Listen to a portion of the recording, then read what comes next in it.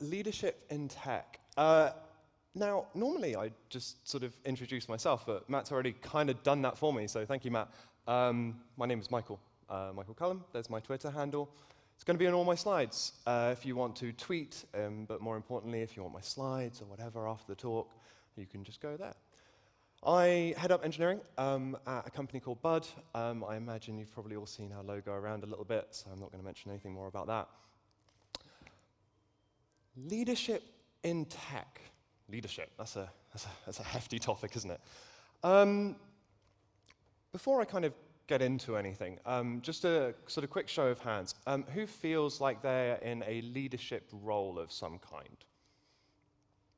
Okay, a good chunk of you. Who works in a team of more than one person? Now, almost all of you. There's a big difference in the number of hands there, and hopefully something that I'll talk about a little bit as we kind of go through over the next 40 minutes or so, is I think all of you are probably leaders. And we'll talk about different types of leaders. We'll talk about what being a good leader means. We'll talk about how you should look for good leaders. And maybe a couple of little bits of advice as well at the end on how can you sort of look to maybe become a better leader. Because I think we're all different leaders. Now, sometimes it's very obvious in a leader role. You might be, I don't know, CTO at sort of a Fortune 500 company or some such. But you also might be, leading a project. You might be mentoring an intern. All of these are different types of leadership. Now, before we get into leadership in tech specifically, let's just talk about leadership. Because, as I said, it's a pretty big topic, isn't it? There's a lot of different things that we might mean by it. So, what actually is leadership? When I started prepping for this talk, I went and Googled, I did the thing where you do define leadership. Or define a leader, I think I put in. And Google told me someone who leads. And I was like, that's not very helpful. And I did a bit more searching, and I was going in the dictionary and all of this kind of stuff, and it was all useless. And eventually I ended up on Wikipedia, as we all do. And it turns out that nobody really agrees what leadership means. And yet it's a word that we probably all use fairly frequently. So we don't really know what leadership means, but there is one thing that seems to be more common as a view amongst people, particularly academics, and there are a lot of academic papers on this. Trust me, I read a few of them when I was trying to prep for this talk. And the idea is it's all about one party promoting movement or change in others. One party promoting movement or change in others. So, what does that mean? Movement or change. If there was another person on the stage and I was like pushing them across the stage, there's movement there. I'm one party, but that's not leadership, really, is it? Like none of us would commonly describe that as leadership, and that's because it's not promoting change; it's forcing change. And this is one of the core things that I'll hopefully talk about a little bit more, which is instruction or ordering someone to do something is not leadership. That is not leadership. Leadership is all about trying to encourage people, trying to drive them towards something. But in a way that supports them, in a way that's for them. Now, that kind of leads me on to what's the point of leadership? I think we would agree that generally leadership as a concept is an important concept. But why? Supporting others, helping them learn. These are all things that we agree are objectively important concepts. And that's what leadership really gives us. But when I say us, what do I mean? Who is leadership actually for? Because leadership is not for the leaders, it's for the, lack of a better word, followers, right? It's all about the people who are being led. It's about being able to help support them. It's about being able to help them be the best that they can be. It's not about the leaders or the leaders, more importantly, it's not about the leaders' egos. It's about the people who are being able to benefit from that, and that's the point of leadership. And that's one of the reasons why management and leadership are not the same thing. And I'll get into this a little bit more, but if you think about it, managers also have a responsibility to the company that they work for. Leaders, it's all about the person that you're leading. It's all about the follower. And that can then sometimes introduce a bit of conflict. But that doesn't mean that they can't be good leaders as well. So, who is a leader? There are a bunch of different forms of tech leadership, and I want to just sort of talk through a few different types and some of the things that might be sort of relevant for them. And the first one I'm going to talk about is mentorship, or being a mentor. Who here has been mentored in their life? Not even necessarily in their professional life. Almost everyone in the room. Fantastic. Who's had a formal mentor? Someone that you would sit down and say, and have like maybe a regular catch-ups and that kind of thing. Much fewer of you. And that's not ideal.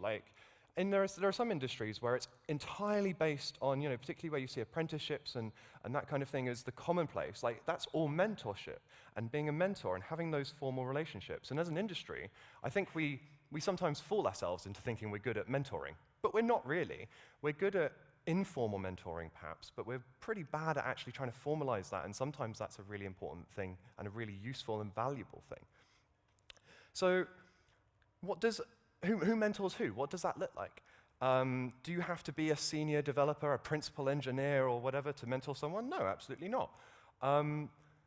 To be honest, you don't even have to be more senior than the person you're mentoring, because mentoring is all about learning from other people and their experiences. And all of us have different experiences. We've all lived very different lives. And that's where mentorship can come from. Now, don't get me wrong, there is an element of, of generally wanting to seek someone more senior and someone who has a bit more experience, particularly in your field as a mentor. But you can all learn and mentor from each other, whether that's informal or formal. And I think another really core part of this is many of you, who has a manager in their jobs? Almost all of you. Now, ideally, that manager or whoever, they should be performing some kind of mentoring. But they aren't always the same kind of thing, and they can sometimes splitting that and having a sort of a second opinion and a second mentor can provide you with a lot of value. The way that we do this at Bud is in product teams we'll have a tech lead and an engineering manager. The engineering manager is responsible for progression and team performance and all that sort of side of things, but we also have a tech lead. And this is, almost all of our tech leads do one-to-ones with people on their team. They're not responsible for the individual performance of each one of those people on their team, but they have a lot more sort of domain context. You would be much more likely to go to your tech lead to find out about best practices with RabbitMQ, for example, rather than your engineering manager. That's about technical mentorship, and that's something that just happens naturally. But also finding someone outside of your company, someone as a more long-term mentor, particularly in the industry we're in, where people often change jobs sort of every few years. So, tech leads.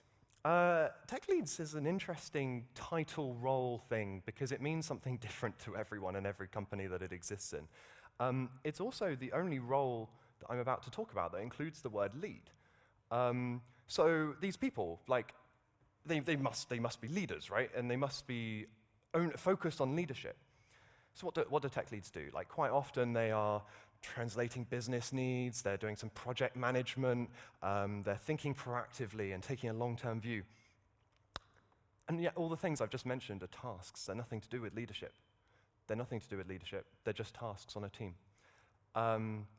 And so I think, and this is often someone's first role in a sort of more formal, in a role that is actually a leadership role rather than just sort of informal or being a mentor. And as an industry, we're also pretty bad at coaching these people as to what that looks like and helping people understand what is leadership, what does it look like to inspire the people in your team, to help them progress, formalize mentorship. And that's just as important. The title includes the word lead, so you should be leading people. And yet, the parts of the role we often end up, unintentionally or otherwise, focusing on are the tasks and not the actual leadership. Principal, staff engineers. Okay, so you've started your career as a junior developer, or to be honest, maybe just call it software engineer and take the word junior out because it just simplifies things and doesn't sort of bring people down, which is just a bit unnecessary, I think.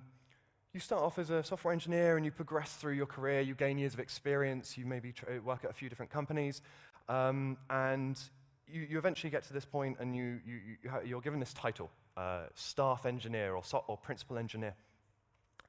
And you now have this title and it says, you know things. That's what the title says, right? You do good tech. But what it says to me is a little bit different. It says that you're a go-to person. What's the point in giving someone a title? Generally speaking, or what titles ideally should be, is around helping inform other people around you and giving them context as to what you do and what they should go to you for.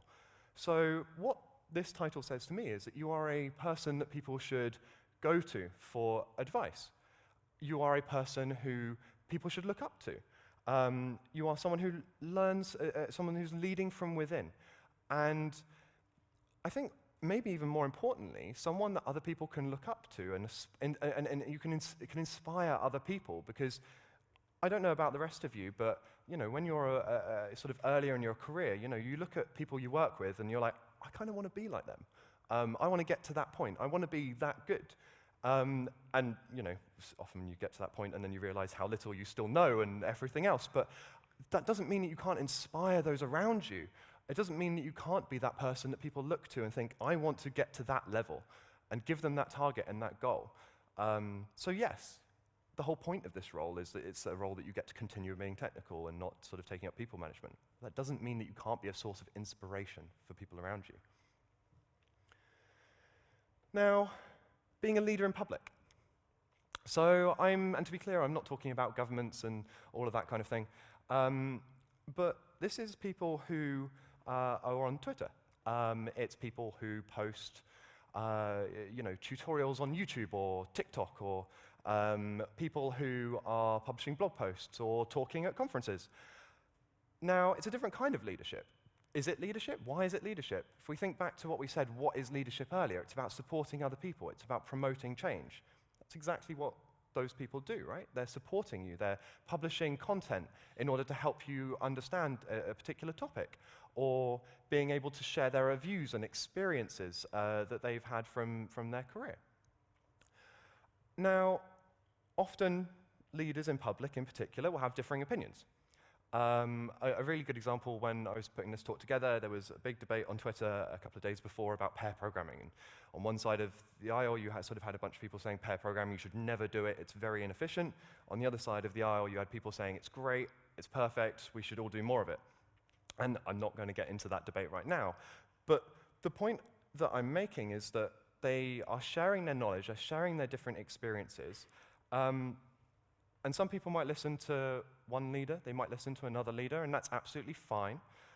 But what is important is to understand, as a leader, you're not always right. What you're saying and what you're sharing and what you're supporting, that's your own experiences, that's your own opinion. But you're not always right. And what's even more important is when you're listening to people is knowing that they're not always right either. And being able to challenge that, being able to look at different views. As a leader, and think about this in a more corporate sense as well, of more corporate leaders, yes, you're going to have a particular direction that you're following, or what you're thinking, and that might be right for you, or it might be and you're going with that. But you also need to be humble, and you need to accept that you might not be right. You need to be open to change, and more importantly, you need to be open to listening to other people's opinions on that particular area. So, management. Management is where this all gets a little bit weird and a bit different. Does anyone in here, are they a manager, or they have sort of reports in sort of whatever that kind of means in the context of your organization? Okay, a fair few of you. I mentioned that management and leadership are different. The two words are not interchangeable. However, and this is my personal opinion, I don't believe that you can be a good manager without being a good leader. That said, I think there are an awful lot of managers out there who are not good leaders. So what does it really mean? And what's the role of sort of a manager in that sense, and what are they doing? They're often doing a bunch of things like hiring and sort of team performance and all that kind of thing, but they're also focused on supporting individuals and helping them be the best that they can be. And this is starting to sound like leadership, right? And ultimately, think of one-to-ones, probably the number one weapon or vehicle that managers will use. That's a really great way of being able to sort of constantly talk to someone, and you're focusing on setting goals. You're helping them sort of, again, be a better version of themselves, and that's good leadership. They should be giving you the tools. Now, the reason why I add a little bit of caution to this is they also have conflicting priorities, right? Now, a leader, we said this earlier, they're all about the individual. And a good manager will do everything they can to support the people that are reporting to them. But there's also the other side of it, is that when you're a manager, there's also that you're ultimately working for the company as well. And when you have to let someone go, for example, that might not always be in the best interest of the individual. So managers do have these two conflicting priorities. And good managers, they find a really good balance at this, right? That's a good manager. But the thing I would always say is get that mentorship. Find someone external to your company as well. Get mentorship from them, because they won't have those same conflicted priorities. They will be focused entirely on you. You might have a manager who, for example, they know that you're not meeting your potential, or you're sort of trapped in this role, but they need you for the company, right? So they're not going to necessarily turn around and tell you. Maybe it makes sense for you to leave because they're representing the company. Having that external mentor, hopefully, they will tell you that. Senior leadership. Senior leadership. There's a whole bunch of different titles that I'm trying to include in this. VPs of engineering, heads of engineering, chief architects, CTOs. I'm probably forgetting 100 other that you might use in your companies. We call them senior leadership, right? So they should be senior and they should be demonstrating leadership. But a lot of what actually is expected of them in that job is around more management sort of side of things, if we're honest. But the important thing, and this is where they should also be providing leadership. They should also be trying to talk about the values that matter to you in the business. They should be thinking about the direction. And this is where, again, in my personal opinion, my role, Bud, for example, I see that as to help engineers be the best that they can be, help them be successful. Because that's how, if I'm honest, the company I work at is going to be successful. It's by having everyone succeeding. And, whether that's through giving context, giving clarity, generating energy, that's what ends up in success. So leadership is all about giving to individuals, and that includes people in senior leadership, even though the vast majority of the parts of their roles that they'll focus on will probably end up being management. That's the leadership bit there. That's the bit that we really care about here. So, what makes a good leader? What are the traits you should be looking for? And, if there are some of you who are perhaps aspiring to be better leaders, and I think hopefully I've convinced you all that many of the people in this room, whether you're in a leadership role or not, you probably already are a leader. So how can we all be better leaders? And I will add one caveat that not all of these principles apply to every leadership role. A grain of salt there. The number one thing, without a doubt, the number one thing is to listen. Not to hear, to listen. Listening is a precursor to empathy, and empathy is probably one of the most important things you can have as a leader. Whether you're a public leader and talking to people on Twitter, or whether or not you're a leader in your company, trying to understand what people need, trying to understand their concerns, what they struggle with, what they're doing well at. And the thing about listening to people is they're probably smarter than you in a bunch of ways as well, and particularly in a more corporate sense than leaders, there are many other people that are smarter than you in different topics. You should listen to them. And the thing about, you can't just join a conversation and verbally sort of vomit into it when you're in a leader. And we'll talk a little bit about why that in a moment, but a lot of people do that. And it's no, take the step back. If you're in a leadership role, take that step back, listen, understand. And humans are really bad at expressing complex ideas. This conference, we've had a couple of days of some great talks, I think we'll all agree, and the vast majority of those speakers will have spent probably about 40 to 50 hours working on those talks. And that's a lot of time. But that's because they're trying to express very complex ideas in a way that is translatable, it's understandable, and it's easy to digest. Because communicating complex ideas is hard. And so when you're trying to do that, you need to make sure you're listening, but you need to make sure you're getting to the bottom of and understanding what they're actually on about as well. Listening isn't just hearing, it's about understanding. So when someone is telling you that they're not happy about something, like trying to understand, okay, what are they really not happy about? Like if someone is sort of, particularly in, if you're in a more junior role and they're asking a question, understand why they're asking that question, understanding where they're coming from, but also trying to understand the question that they're actually trying to ask in many senses. Don't feel afraid of asking them to repeat something again. It's difficult to communicate complex ideas. And one of the roles of a leader is to try and generate clarity.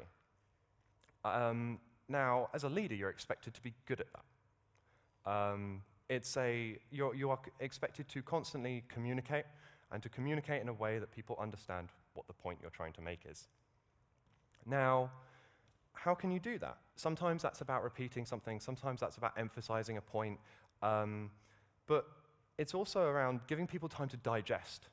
So a good example, so something I've done in the past is where I go through a career progression framework with someone. I'll always do one session on it 1 week, and then 1 week later I'll come back to it and we'll look at it again. It gives people time to think, because people need time to think, particularly if you're the one sort of presenting some new ideas. And by the way, this talk will be repeated next week, same time, same place. I see you all here. People need time to think and digest. Communicate clearly, being able to express those complex ideas. Power. Power is a bit of a weird word. It normally means bad things, right? Normally it has negative connotations, but that doesn't mean it doesn't exist, right? Power always exists. Power exists in every single conversation you have ever had in your life. And particularly as you move into a leadership role, it's really important that you understand the dynamics of that power dynamic and the relationship there. And to be honest, it's on the person who might be perceived to have more power in that situation. It's your responsibility to recognize those dynamics and understand those dynamics. And you might be thinking, okay, but I'm not in a leadership role, so maybe it doesn't apply to me. If you're in your first job in tech, and you've been there 3 months, and you're sort of getting embedded with the team, and you're starting to build a good rapport, and so on and so forth, and then you have a new starter join, and they've been there 2 days. In that scenario, there is already a power dynamic there. You, as a person who's been there 3 months into your first ever job in tech, you might think, well, I don't have much experience, like nobody listens to me, or whatever. But the thing is that person who's just come in, you don't know what they're thinking. As far as they're concerned, you're someone who has longer tenure than them. They don't necessarily know you that well. And the power can come from all kinds of things. It can come from tenure. It can come from how they see other people interact with you. Oh, that person's really well liked, so I am respected, so I don't kind of want to rock the apple cart and disagree with them. This applies to every conversation you have. Every conversation. So as a society, we also have a whole bunch of biases and stereotypes. And as a leader, it's also important to see how those biases and stereotypes can feed into those power dynamics. Sometimes power dynamics aren't obvious. So trying to address them, trying to put people more at ease. And I talked earlier about listening, and if you tell someone that they're wrong, or that you disagree with them rather, sometimes people won't feel comfortable in saying, actually, no, this is the reason why I agree. And again, that comes down to power dynamics, so being really careful, taking a step back. And sometimes it's even as simple as like who just speaks first in a discussion, or how much you emphasize the points you're making.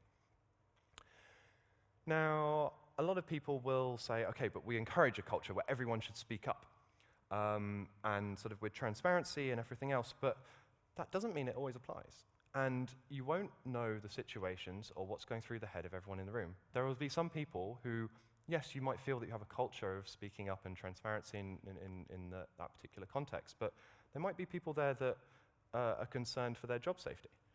And that might not be an experience that perhaps you can relate to, but that doesn't mean that's not what's going through the minds of other people in that particular situation.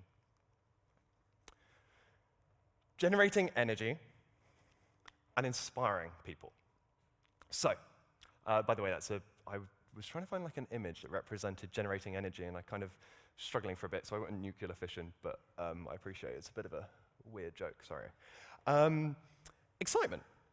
Now, whether or not you're in a company and you're trying to get people to buy into a corporate mission, or what your company or whatever,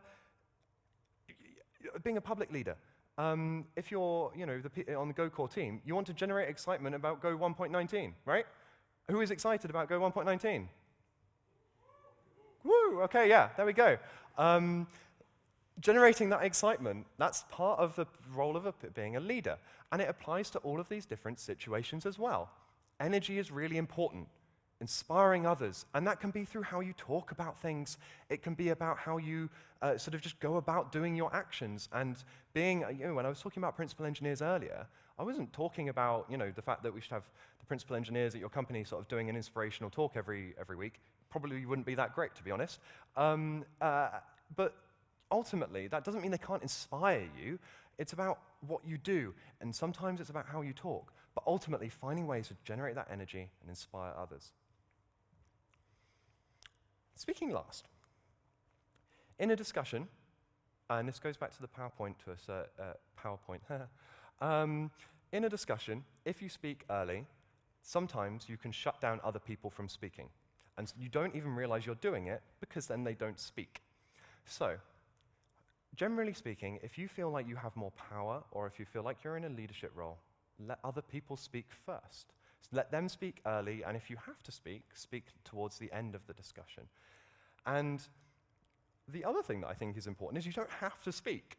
Like, yes, you might be, if you have 3 or 4 people in the team and they come together and they find a solution, and they found that solution, then you don't have to speak there at all. Like, you don't have to give your stamp of approval necessarily. Like, and you shouldn't want people to feel like they need your sort of stamp of approval. So being able to understand the situations when, not only should you speak later, also when should you just not speak? When should you let the team kind of get on with it and the people that you're leading? So, yeah. You're all one team. Now, you have different roles on a team, and you're all generally, hopefully, trying to achieve the same thing, right? And what that means is you want to get to the same goal, and sometimes you see us and them develop between leaders and followers, right? And that's not good. Like, why is that helpful to anyone? So in this situation, it's again the responsibility of a leader to make sure that you feel like you're all in it together, because you are. And if you're not, that's a separate problem that you should probably do something about. And this means losing your ego. Being like, I want to be above those people, that's ego talking. That's not useful. That's not going to generate energy and inspire people. That's not going to help you achieve your goals. And by your goals, I mean the goals of both the leaders and the followers, right? You're all one team, and you should be working towards the same point. Keeping on being technical. So this is a talk on leadership in tech, right? And this is a bit of a weird one, and I think it's something that many people struggle with when they start to move into more leadership roles. And I don't just mean corporate leadership roles, right? I mean people that focus more on sort of like on creation of content and this kind of thing as well. Sometimes it's really hard to keep up with tech. It's something that we all have to find our own balance for. You have to find a balance as to what makes sense for you, for your role, and in your company. And there'll be some roles where this doesn't apply as much to. As a CTO, in practice, your role is probably being, business skills first and technology skills second. You need both, but you don't need necessarily to be able to sit down if you're a CTO of a Fortune 500 company and, write some unit tests, for example. So keep on being technical. And finally, managing stresses of your team. So I stole this analogy from a talk that I heard probably about 10 years ago now, actually. It's been going around a while. And I will change one of the words in it just to make it slightly more appropriate, but you can probably figure out what word I've changed. So this hypothesis, it says that there are 3 types of managers. You have poop umbrellas, you have poop funnels, and you have poop fans. Poop umbrella, they guard all the poop from coming down onto the people sort of below them and into their team. You have poop funnels, who, when poop comes down, they funnel it in very particular directions or onto one individual in particular that is going to be the recipient of that. And finally, you have poop fans, who poop comes in and then it just sprays out and you have no idea where it's going to end up. And the depressing part of this is that when you think, maybe is the best kind of manager I can be, like an umbrella? It's important not to hide things from your team. It's important you don't want a team to feel like they don't know what's going on, or that they don't have an understanding of the prioritization and everything else that's kind of going on, particularly in business. But that doesn't mean throw all the pressure as sort of you don't want to be, you're not a proxy, right? Like you're not Nginx. You're not just going to throw the stuff straight through to whatever's receiving it. You want to make sure that you manage it. You do some manipulation on that pressure. You want to adjust it. You want to make sure that the team understand what's going on, and that you're not hiding things from them. You want to be a bit protective, but you don't want to be overprotective. You want to manage their stresses. You don't want the teams to just get really stressed, because ultimately that's just not going to help anyone either. So just because someone is piling pressure on you, and maybe they're stressing you out, that doesn't mean just go and pile that pressure on someone else. And again, that's one of the harder things to deal with, and it comes with time. But it's really essential to be able to have a team that is not under that same stress. So we've talked a bit about different kinds of leaders. We've talked about what makes a good leader. Finding good leaders. This is one of my biggest frustrations. And to be honest, any of you that I've had chats with over the past couple of days in the hall downstairs and whatever, I've probably talked about this. But when you're looking for a new job, you'll quite often ask questions like, what's the tech stack? Or you might say, what's your QA process? But nobody really asks about vision. What's the sort of overarching direction? People don't ask about managers or lead style. And perhaps even more bizarrely, often you won't meet the tech lead or the manager that you might sort of be working with day in, day out. This gets even weirder when you consider the fact that lots of people leave their jobs because they dislike their manager, or they find that they don't have good leadership in their current role. So we're making decisions about what job to go to based on technology, which might change, instead of the people we're going to be working with, despite the fact that that's the reason why most people end up leaving their jobs. So my advice is, when you're looking for a new role, addressing those questions. What is your vision? What's your leadership style? Like, what's the dynamic look like inside of a team? How can you help me rather than just me help you? Yes, I know Go. I can therefore write some code. But how are you going to help me progress? Convince me that I'm going to enjoy working in your team, that I'm going to be mentored, that I'm going to have a good manager, that I'm going to have a tech lead that I can learn from and work really well with. Sometimes you don't meet them, and that makes that harder, but just ask them. Just ask, hey, can I meet the sort of people I work with? And if they're not willing to do that, well, yeah. Find a good fit. So what should you be looking for? People you can learn from. People you can respect. That might be technically, but it might be other things too. It might be that you're going into that role because that they can help you with time management, or they can help you with handling situations with colleagues and sort of on the more human side of things. But the ultimate thing is you want people you can learn from. Someone who will give you feedback. Now, a lot of feedback comes from managers, but you also want good peer feedback. Now, when it comes to peer feedback, it gets kind of hard, right? Because they can often give you better feedback because they're interacting with you in quite often different situations than your manager might be. However, they're less likely to give you that feedback, but they're also not as good as giving that feedback in many situations.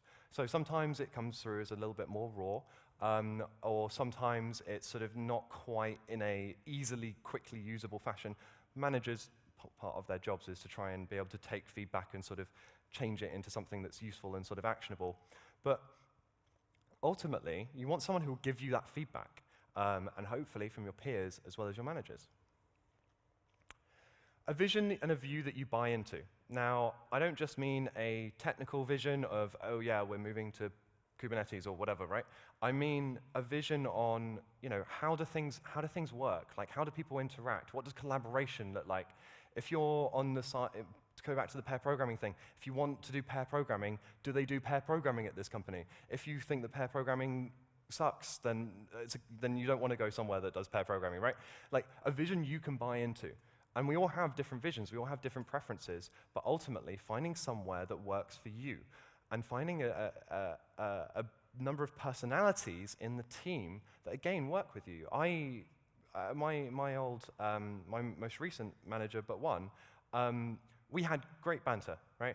And we would probably insult each other on a bit of a daily basis. Now, that's the relationship and rapport that I liked having in that situation, and I hope he did too. But that doesn't work for everyone, right? So find someone that you work with, find that personality, and find that fit. There are lots of companies in this world that you can work for. You can pick. You can be a bit choosy. And I would encourage you to do so. You also want someone who's going to respect you back. Now, sometimes a company, a manager, they might just see you as a resource. And that's not great. You want someone who respects you, who's going to listen to you. And again, this is something that, who's left a job in the past because they felt like they weren't listened to? And how many of you in an interview process have asked a question to try and ascertain whether or not you think you're going to be listened to? Much fewer. I think it's really important that, if you look at the problems you've had at your prior companies, think about how you can assess that in an interview process. An interview process is a two-way thing. And finally, someone who wants to help you grow. And I've added not just grow them. Like, some managers and some organizations in particular, the more reports you have, the more powerful you might be, the more, the more that they can grow their ego or some such. But what you want is a manager who wants to grow you. And there'll be times when they have to make those decisions. Am I going to go and disagree with my boss because I want to stand up for this person on my team and I think they should be promoted and I'm going to really push for it? Or are they someone who's like, I'm just going to focus on my own development and I'm going to do what's right for me? Trying to find those people who will do what is best for you. They want to grow you and they're going to put their time into helping you progress.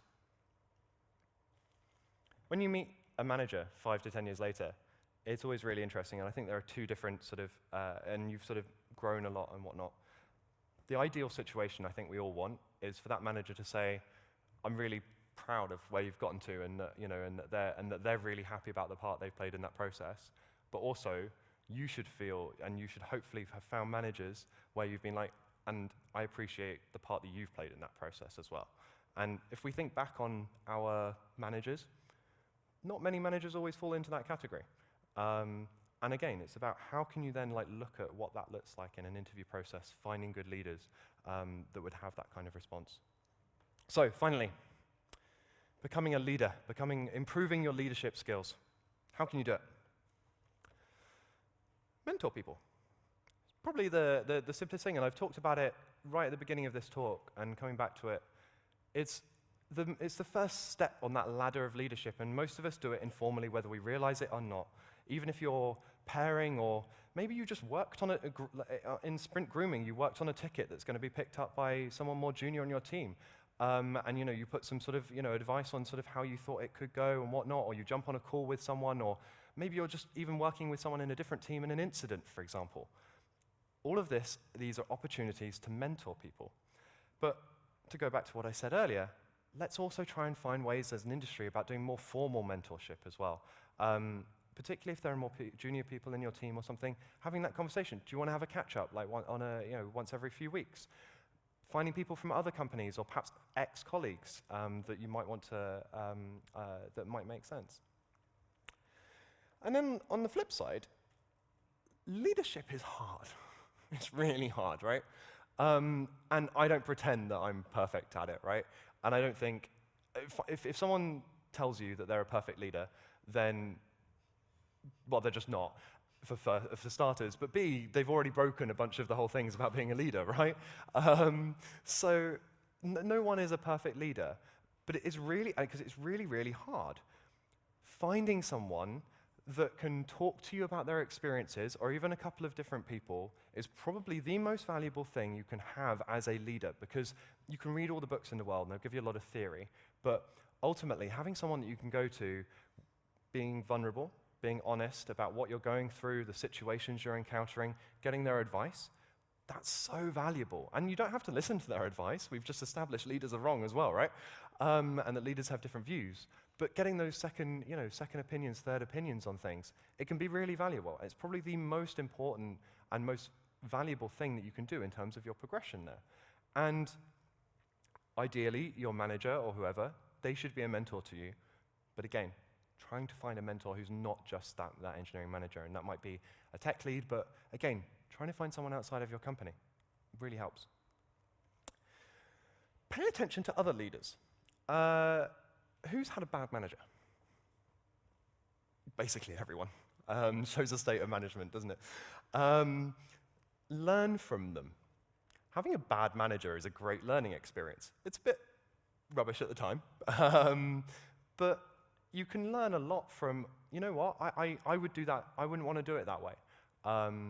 And sometimes you see some of the worst managers are people that have only ever had good managers, because they don't know what bad looks like. And therefore, they aren't able to look at themselves and see some of those qualities. So when you're going through your career, and even if you're not thinking of leadership roles at sort of that stage, thinking and looking at your managers, and they don't have to be a bad manager even. They can be a great manager, but you can be like, I wouldn't do that quite like that. Because ultimately, you're going to find your own way of doing things. We're all different humans, and that's absolutely fine. So looking at your managers, looking at leaders, people in public, and thinking, I would do that a little bit differently. I definitely would never do that, or that's actually a really good way of doing that. And sort of storing that information up, sometimes writing it down. Sometimes people talk about brag docs, where they talk about their achievements and sort of use them in reviews and that kind of thing. Writing down what you've sort of seen from good leaders and bad leaders, so that when you're then in that position yourself, you can go and reflect on that. Books. There's a great book, The Manager's Path by Camille Fournier. I apologize if I mispronounce that. And it is probably the best book for leadership in tech, and it's sort of very specific to tech. I would definitely recommend anyone, even if you're looking at just a tech lead, mentorship, all of this stuff, covers all of it, and it covers it in the context of tech. Would definitely go and recommend reading it. I've been in leadership roles for a while now, and I still go and have a flick through this book occasionally, just to sort of have a think about what could I be doing better. Would highly recommend. There's also 100,000 books on leadership that you could probably else go to, and if you want recommendations, I can give you some. But to be honest, the fact that there are 100,000 books probably on leadership tells you how hard leadership is. But again, everything you read in those books, as we said earlier, just because they're a leader doesn't mean that they're right. So don't just trust everything and try and apply it straight off. Communities. There's this leadership Slack called RANS that is fantastic. It's essentially all engineering leaders or engineering product design leaders, but mostly sort of focused around engineering leaders. You can go in there, you can ask questions, and it's a really great source that I'd highly recommend, and I found it really valuable, and I know a lot of other people have. And then mailing lists, meetups. There are, depending on sort of where you are and where you live, there are normally those kind of things that you can kind of go to and get resources there. Writing a blog post. Now, a friend of mine who's sort of very well known in the PHP ecosystem, she started off by writing a blog where every single time that she was coming across a particularly complex challenge, she would just publish a blog post on sort of basically how she fixed it and how she resolved it and got sort of through to a conclusion. She's now incredibly well respected within the community, very much seen as a leader, and a lot of that originally started from that. Being a leader doesn't mean that you can't be vulnerable. It doesn't mean that you can't show the things you're struggling with. If anything, you should show the things that you're struggling with. So starting a blog and just talking about the things that you struggle with and that you've accomplished. And then finally, conferences. So all of you here have obviously been here for 2 days, and it's been a great 2 days. I think all the speakers, all the organization, it's been an absolutely incredible event, and we've all learnt a lot. But those of us up here on stage, we're not experts. We're not perfect. We don't know everything. And again, anyone that tells you that they do, challenge them on that. Or maybe just leave them to it, I guess, in some aspects. It depends on how you think that conversation will go. But we're not experts. There's nothing stopping you from submitting a talk to your local meetup. I know of 2 in the UK, London Gophers and Manchester Gophers. I'm sure they're always looking for speakers. This conference here, conferences for other languages, if you're going outside the Go ecosystem. You don't have to be perfect or be an expert necessarily to do a talk on something. Submit, see what happens. Finally, on that, don't worry about submitting talks, but also help and support others throughout the other things that you're doing in your career. Look at how you can be a leader. We're all leaders. Think about how you can be a better leader. How can you be a better mentor? How can you work with that person who's a bit more junior on your team, or perhaps someone who's more senior but is lacking in another area of skills? Instruction isn't leadership, and management and leadership are different things, and those are some of the most important takeaways, if I can give you a couple there. Focus on how you can share knowledge. Find people that are going to help you grow, and find people that are going to help you on your journey. And that doesn't have to be to, a role that has a particular title or anything like that, but it's about you and about what you want to be. And if you don't want to be a leader, at the very least, make sure that you're judging your leaders or the people that you want to pick as being leaders by really high standards, because you can afford to be picky, and you don't want to end up with situations where you've just gone through 10 years of your career and you've been like, I've just had 10 years of bad management. That's not great for anyone. So be picky and quiz people on it. Thank you very much, and thank you for GopherCon 2022.